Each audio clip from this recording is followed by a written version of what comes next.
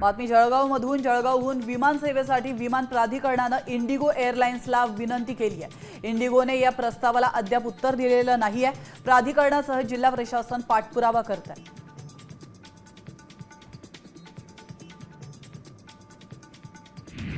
नंदुरबारचे शहादा लोणखेड्यामध्ये संत शिरोमणी नरहरी सोनार महाराजांची जयंती मोठ्या उत्साहात पार पडली आहे. संपूर्ण गावातून भक्तिमय आणि उत्साही वातावरणात पालखीची भव्य मिरवणूक काढण्यात आली आहे.